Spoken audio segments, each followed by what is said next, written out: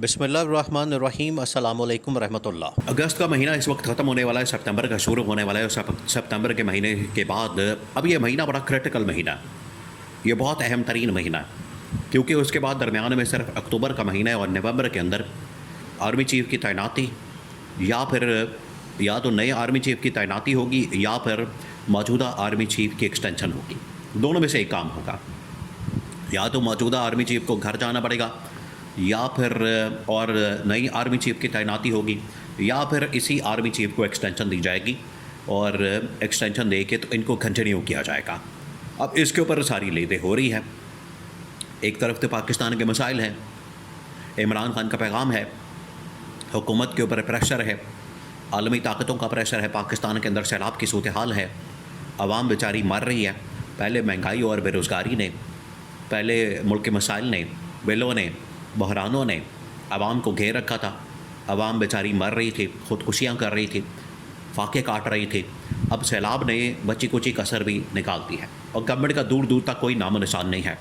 Government क्योंकि पड़ी हुई है अपनी डीलों के अंदर, पेशकश के अंदर, मामलात के अंदर। इनको फ़िक्र है कि हम किसी तरह से अपने इक़्तिदार को बचा लें या अपने इक़्तिदार को तूल दे दें। ये चाहते हैं कि ना सिर्फ हमारा मौजूदा सेटअप के अंदर सर्वाइवल हो जाए बल्कि हम इक़्तिदार को तूल दे सकें और इसमें से जितना मैक्सिमम बेनिफिट उठा सकते हैं, ले सकते हैं, वो ले लें। जिस मकसद के लिए इनकी अब मुलाकात हुई है मरी के अंदर, बड़ी खुफिया तरीन मुलाकात, बहुत बड़ी मुलाकात, खुफिया तरीन मुलाकात एक मरी के अंदर रिपोर्ट की गई है जिसमें सिर्फ नून लीग के वही, ये फिर आज आके इनके ऊपर शरीफ ख़ानदान का लेबल लगाना पड़ता है। ये लोग बड़ा इतराज़ करते हैं, लोगों की जानिब से बड़ा इतराज़ किया जाता है। आप 2 मिनट के लिए ज़रा सोचें, आप ज़रा सोचें, इमेजिन करें कि इनकी जानिब से बड़ा इतराज़ किया जाता है कि आप शरीफ ख़ानदान क्यों कहते हैं, आप नून लीग क्यों नहीं कहते हैं, शरीफ ख़ानदान से आपकी क्या मुराद है। तो उसका फिर सबूत हासिल है, ये है उसका सबूत और ये है उसका एविडेंस। आज मरी के अंदर बड़ी अहम तरीन मुलाकात होती है।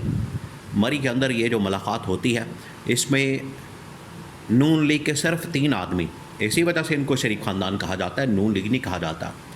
नून लीग पूरी एक पार्टी है, उसके अंदर पूरी लीडरशिप है, और लोग शामिल हैं, MNA हैं, सेनेटर्स हैं, वज़ीर हैं, मशीर हैं, लेकिन कोई नहीं शामिल। नून लीग के सिर्फ 3 आदमी, 3 नाम सुन लें, फिर आपको शरीफ ख़ानदान का एविडेंस और सबूत मिल जाएगा कि इनको क्यों कहा जाता है। उसमें एक नंबर 1 नवाज शरीफ, नंबर 2 उसकी बेटी मरियम नवाज़ और नंबर 3 नवाज शरीफ का छोटा भाई शहबाज शरीफ। ये 3 लोग शामिल होते हैं इस मुलाकात के अंदर। यहाँ से आप अंदाज़ा कर सकते हैं कि ये नून लीग नहीं है, ये कोई जमात नहीं है, पार्टी नहीं है, ये कोई इस तरह की कौमी लेवल की, नेशनल लेवल की पार्टी नहीं है ये, बल्कि शरीफ ख़ानदान लिमिटेड है, ये नवाज शरीफ लिमिटेड है, ये शरीफ लिमिटेड है, ये नवाज शरीफ ख़ानदान है, शरीफ ख़ानदान है, जिसकी वजह से ये तीनों लोग मरी के अंदर मौजूद थे जहाँ पर इन्होंने army chief field marshal general Asim को कॉल किया और उनके साथ ये 4 लोग बैठे तो एक मुलाकात हुई। 4 लोग, 3 शरीफ ख़ानदान, यही वो शरीफ ख़ानदान है 3 लोगों का। अब इसके अंदर आप बाकी लोग डाल लेंगे, उसके अंदर मरियम नवाज़ का बेटा जुनैद वगैरह, सलमान शहबाज वगैरह, हमज़ा शहबाज वगैरह, ये बाकी इसी तरह से 2 और उसके जो बेटे हैं हसन हुसैन, तो ये पूरा एक शरीफ ख़ानदान बनता है।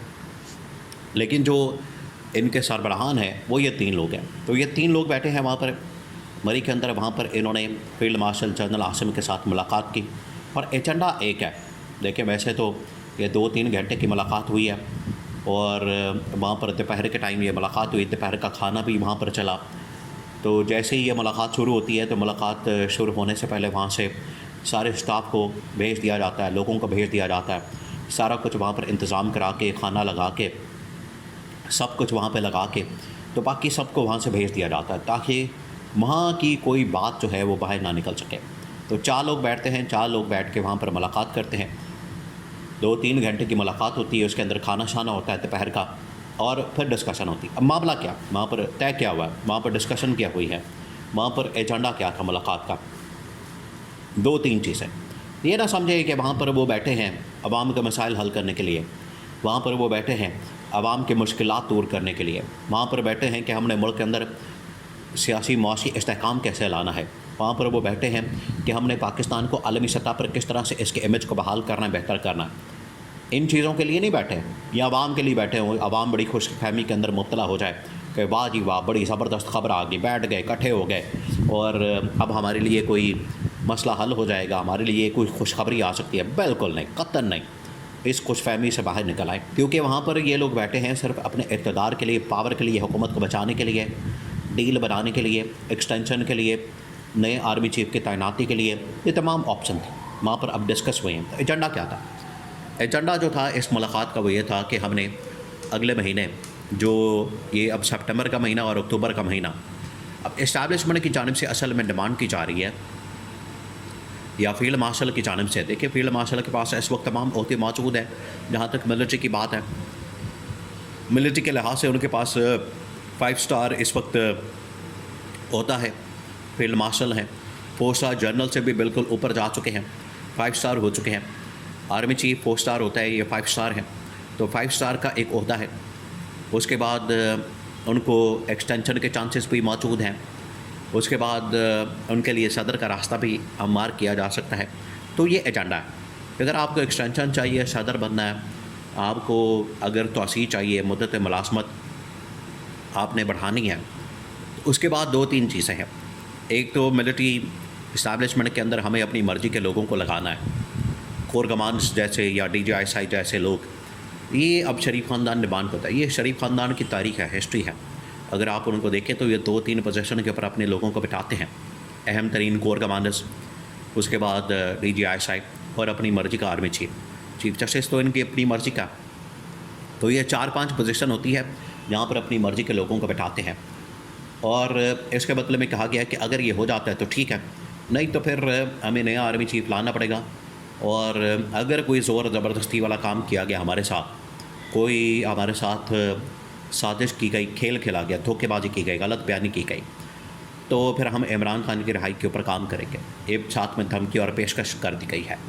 तो इस्टेब्लिशमेंट को समझ आ गई है कि नून लीग अब इस मामले के अंदर पड़ गई है, फंस गई है।